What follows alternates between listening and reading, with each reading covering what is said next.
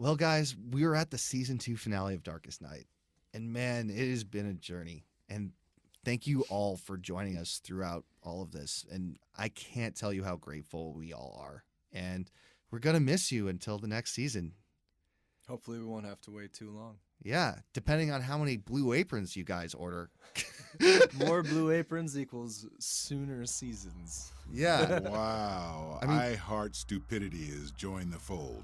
Listen, Blue Apron is the #1 fresh ingredient and recipe delivery service in the country. Blue Apron's mission is to make incredible home cooking accessible to everyone. Even us. I'm partial to creamy shrimp rolls with quick pickles and sweet potato wedges.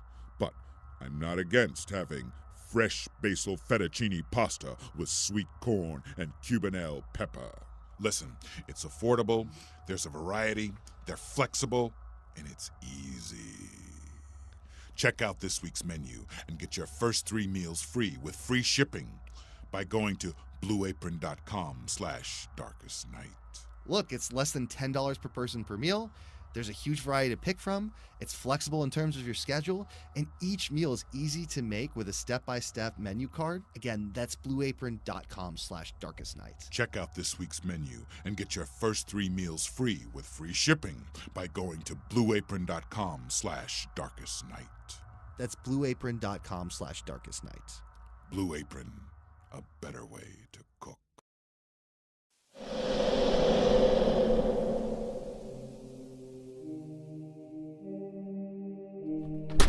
As Dr. Ricketts exited the laboratory, he knew that he had just left Katie with a man named Henry, otherwise known as Sigma Corp's chief executive officer. The fact that Henry's head was ready to be used for Project Cyclops meant that Vivian Lobdow's next phase was about to begin, but Dr. Ricketts couldn't let that happen. There was only one option that he had left.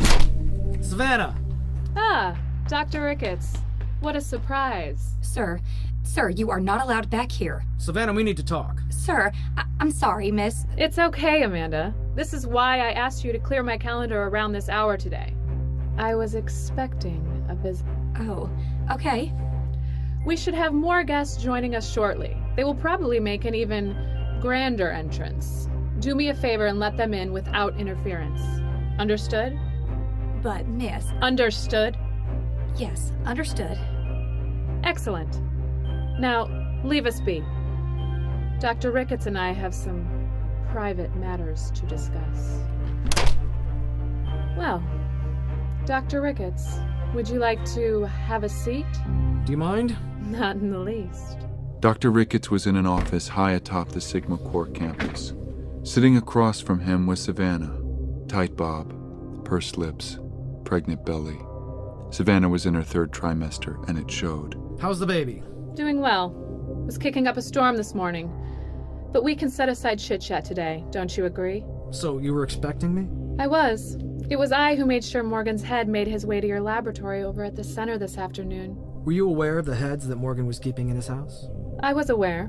I was not aware of exactly whose head Morgan was in possession of. I was hoping you would be able to enlighten me after watching your little Project Cyclops trial. You know about Project Cyclops? Of course. Your girl Katie has been passing along all of your trial sessions for the past few weeks to my associate Henry.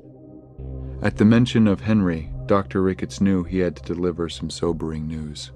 Katie's looking through Henry's eyes as we speak. Oh, I know. Sad, but predictable on Vivian's part. Gloating before she's clinched the trophy. How did you know I'd show up today? It was a hunch, sure.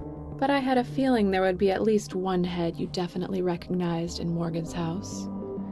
And it was the head of Eugene Roth, wasn't it? Yes. Eugene Roth was the other co-founder of the Roth Lobdow Center for Advanced Research along with Clinton Lobdow. Savannah had known Eugene Roth well, as had Dr. Ricketts. Well, I can only imagine who the other heads in that apartment belong to.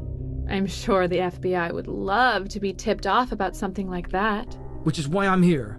The Roth Lobdow Center is a shell of its former self. The research we're doing before Clinton's passing was groundbreaking, life-changing.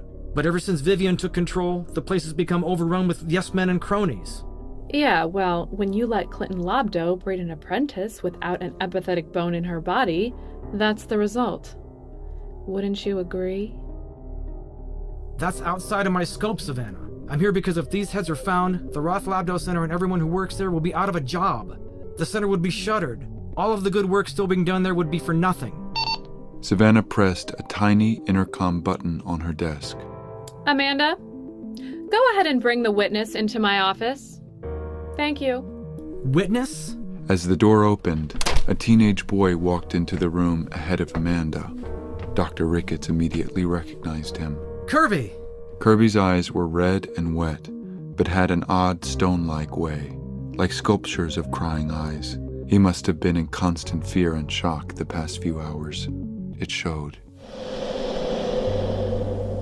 Well, maybe meeting people for a casual fucking run is a regular occurrence in your world, but it's certainly not in mine. When you do what I do, you lead a very solitary existence. And as you can imagine, it's very difficult to find people who understand, so don't leave! No!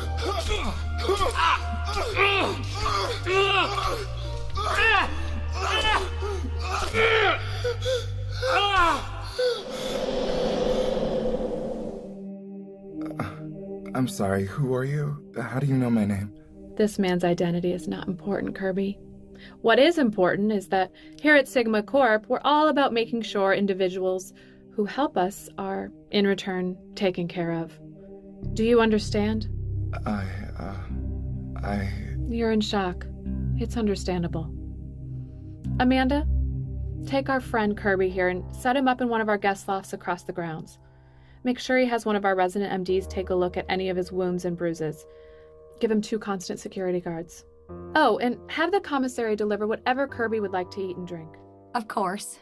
Kirby looked around the room from Dr. Ricketts, an eccentric-looking fellow in a lab coat, to Savannah, a jackal-like businesswoman about to pop with child, to Amanda, a mousy, somewhat concerned 20-something, and broke down once more.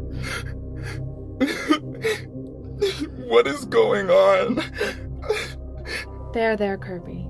Soon this will all be a long-forgotten dream, and you'll never have to think about Morgan or Sigma Corp or disembodied heads ever again. Okay? Sure. Amanda, get him out of here. You really were keeping tabs on Morgan, weren't you? He was a close associate of Dr. Kinsler's. We were unsure of how trustworthy he could be. Dr. Kinsler argued he was a wonderful asset, so we kept tabs to be sure. He slipped up, and it happened to work in our favor. Granted, not in his. But what will happen to Kirby? Sigma Corp won't... Kill him? Yeah.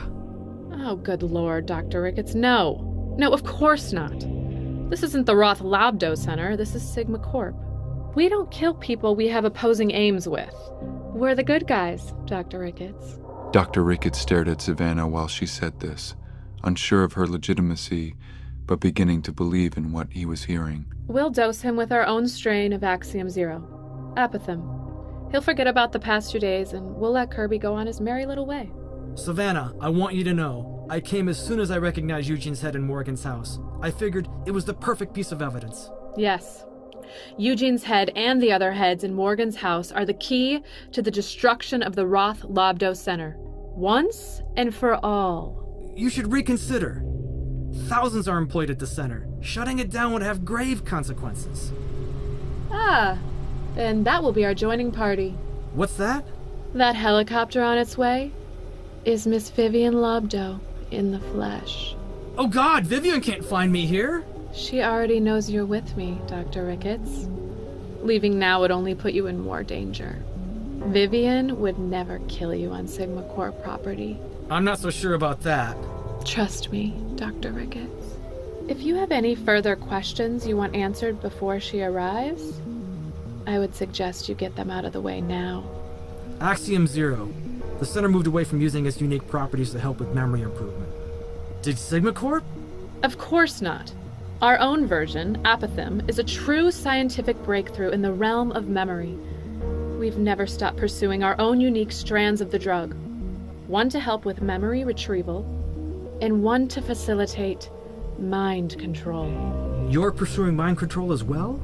Dr. Igwe's original concept was to use it squarely as a mind control agent. I must say, Katie's recordings from the past few days have been incredibly helpful in perfecting our own understanding of the unique mind control properties.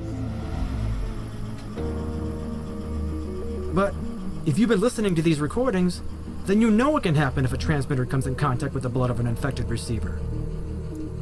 Alana, yes.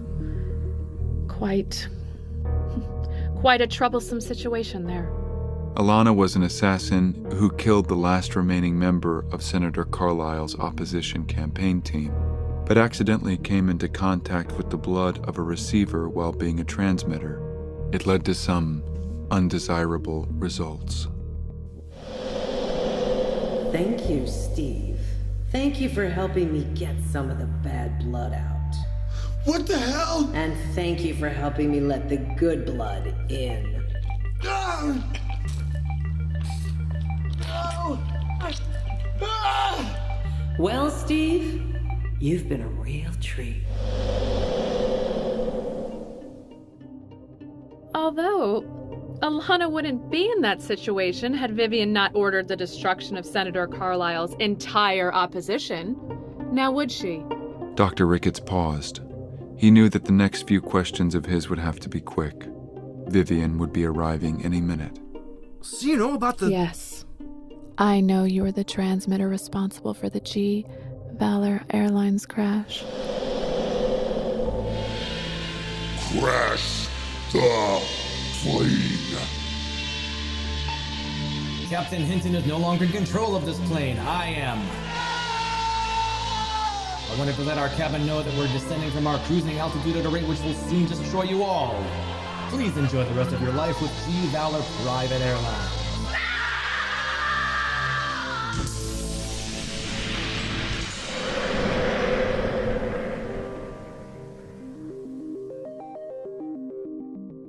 You have to understand, Savannah, I didn't want to do it. Vivian gave me an ultimatum. She promised me that if I agreed to go over that private flight's radio communications, if I agreed to be the transmitter, if I agreed to crash the plane, she'd facilitate my own project, exploring the memory-altering capabilities of Axiom Zero. And there was no substitute offer. Which means she would have just killed you had you not acquiesced. Precisely. I already knew that people were dropping like flies at the center, so I believed her threat. I chose to sacrifice a few lives in pursuit of a cure that could save many more. It was a shallow, humbling mistake. I never should have stayed with the center when Sigma Corp split off. But I trusted Roth Lobdow. I trusted his vision. Well, that was a mistake now, wasn't it? If I could go back in time, trust me, I would have. All I wanted to achieve in this lifetime was finding cures, saving people. Instead, in the past week, I've seen the deaths of dozens at the hands of test subjects whose lives have gone horribly awry. I can't stop thinking about them, no matter how hard I try.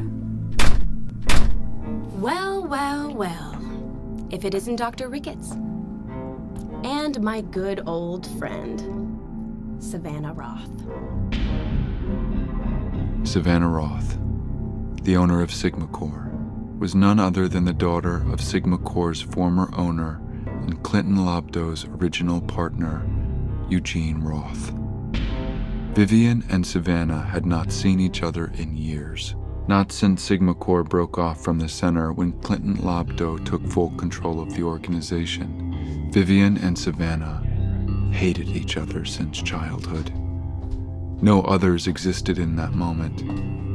It was more like Vivian was looking across space and time at the only nemesis she had ever known. Katie, won't you join us? Katie entered Savannah's office, closing the door behind her. A bulging backpack was slung over Katie's right shoulder, something that Dr. Ricketts had never seen Katie wear before. She shared a nervous glance with Dr. Ricketts and mouthed two simple words. I'm sorry. So, Dr. Ricketts, what's the meaning of all this? You're here to have it out with me, Vivian. So let's do this. Let's have it out. All right, fine.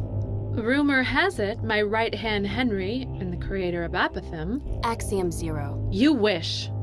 Henry and the creator of Apitham, Dr. Igwe, passed away at Senator Carlisle's fundraiser earlier today. Get off me!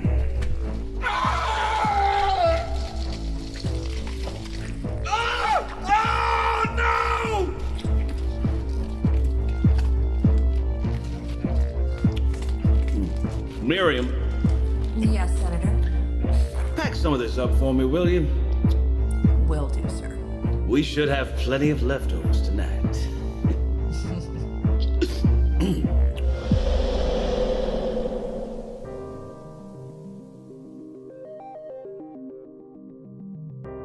The event of Henry and Dr. Igwe's deaths, while certainly not beneficial, do calm a few of my nerves.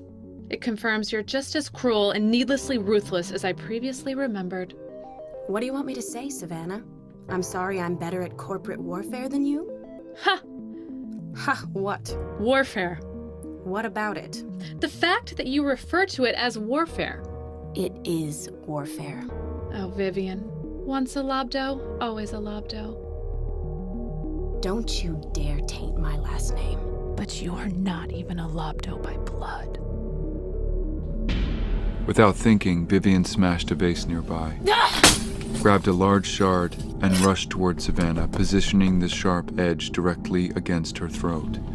A tiny bit of blood began to trickle down Savannah's slender neck. I take it I hit a nerve, Vivian. Don't you ever speak disparagingly of my father or our name ever again! In that moment, numerous red dots appeared all over Vivian's body.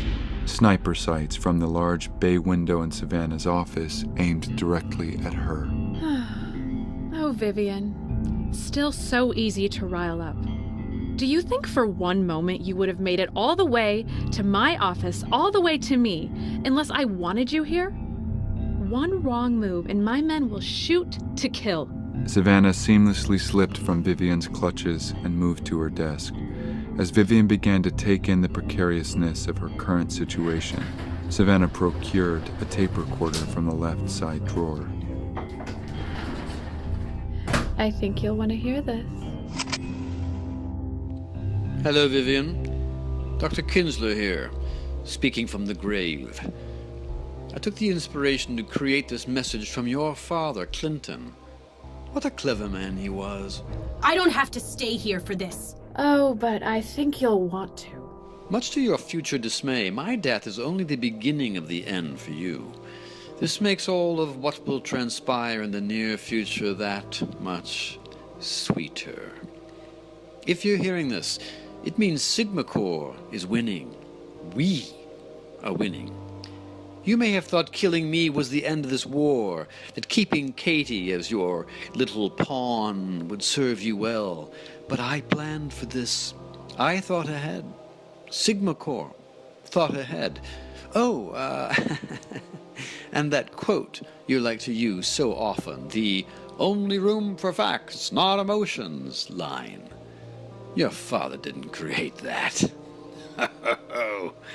A doctor by the name of Lionel Ricketts did.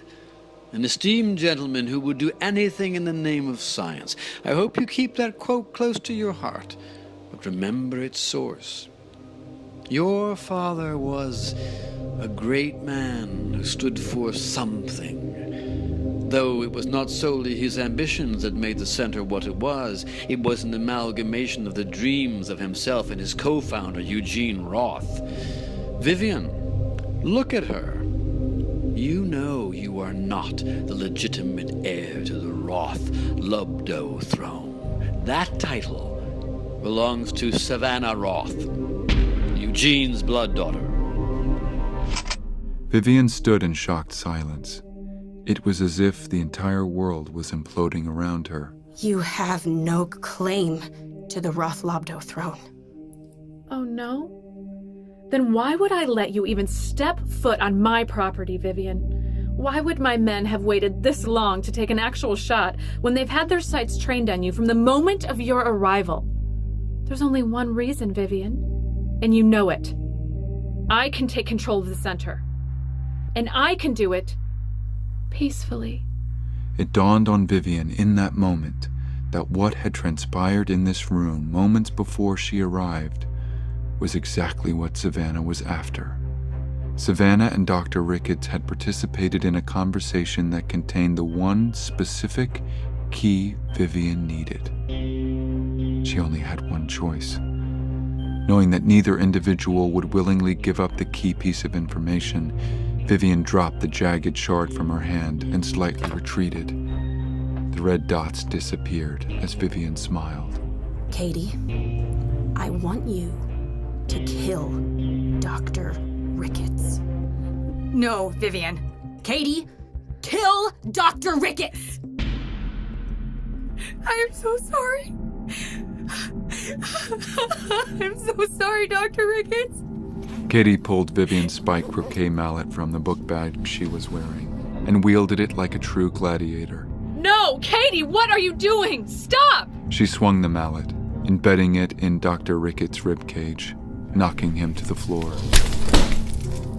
Finish him! I'm so sorry, Dr. Ricketts. Katie, stop!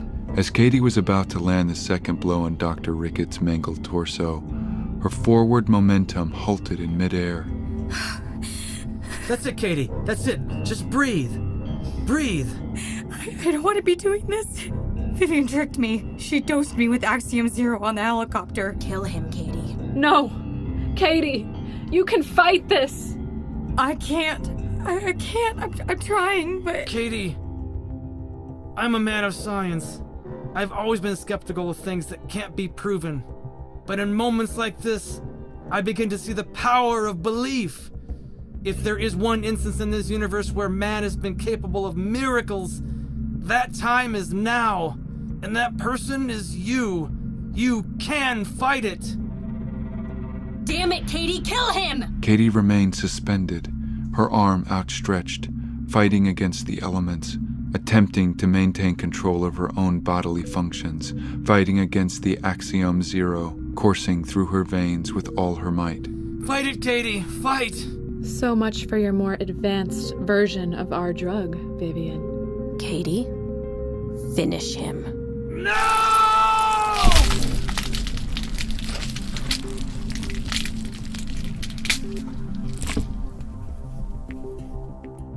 Oh my god. Oh my god. Now cut off his head. We're gonna need his eyes. Katie, having completely given in to the Axiom Zero, pulled the knife from her backpack, doing as Vivian commanded.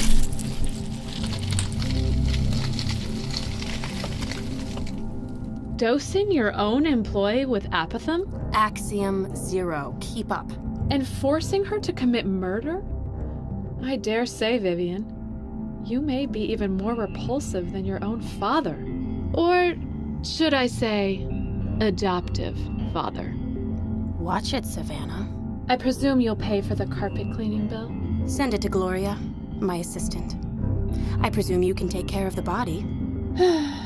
Sigma Corp always does.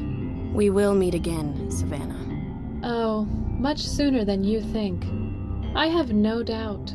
Katie, bring Dr. Ricketts' head and come with me. Goodbye, Vivian. So great to see you.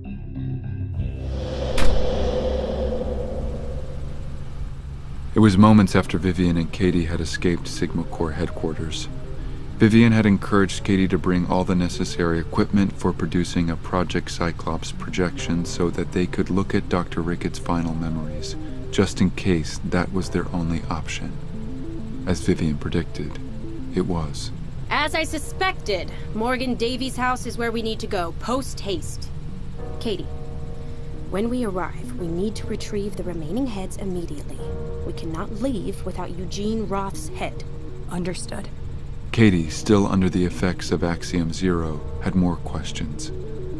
But she was shaken, unsure where to begin. Don't you think this might be a trap, Vivian? Why would Savannah let you go if... We don't have a choice, Katie. The entire gamble is most certainly a trap, but we have no other options. The one ace up our sleeves is that we've brought a Project Cyclops apparatus along with us. Hopefully, we can watch Eugene Roth's final moments before Sigma Corp arrives. Isn't that a long shot at best? Savannah seems to think her plan is foolproof. My only remaining hope is that Savannah's as poor at laying a trap as she is at running a company. This may be a hit and run, if you will. Katie did as Vivian instructed. She had been dosed with Axiom Zero for the first time on the helicopter ride over to Sigma Corp, and its effects had yet to wear off. Her life and future was now entirely in Vivian's hands. Here it is. Morgan's house. As the helicopter landed in the courtyard of Morgan's rural mansion, Vivian and Katie jumped out and sprinted toward the front door. Kick it open, Katie. Katie didn't have much experience in this realm, but she also didn't have a chance. Well done. Dare I say, perhaps you're more invaluable than I already thought. Now, show me where Morgan kept the heads. Katie floated through the halls of Morgan's apartment until she reached the door, the last door on the right side of the hallway, and opened it. Inside were dozens of heads lining the shelves. Aha! Vivian reached up and grabbed the head of Eugene Roth. Now there's one more head we desperately need. But as Vivian looked up, she saw an empty platform with a name written on a placard below. Nora Lang. No! Well, guess what, Mommy? I'm alive and well, no thanks to you! Vivian, I just want to forget you again. Please. There's a simple way to do that. Go on to the ledge. Now jump.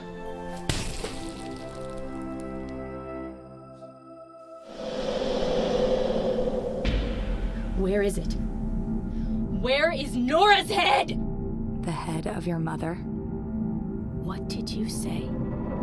How do you know that? But before Katie could reply, a frightening sound echoed through the apartment complex. I'm so glad to see you've made it to Morgan's apartment, Vivian. I have 3 demands for you. Damn it.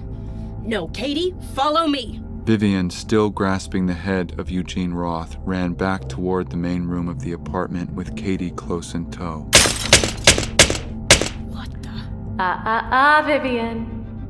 I'm in control now. If you'd like to take a look out of your window, you'll see that your ride out of here, your helicopter, has been destroyed. Vivian peeked out of the nearby window to see the falling debris and smoking carnage drifting from the courtyard. So here's the deal, Vivian.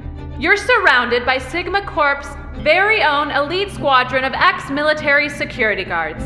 Any attempt to leave the house that is not a complete surrender will end in your death. Vivian, now pacing in Morgan's living room, was completely unsure how to react.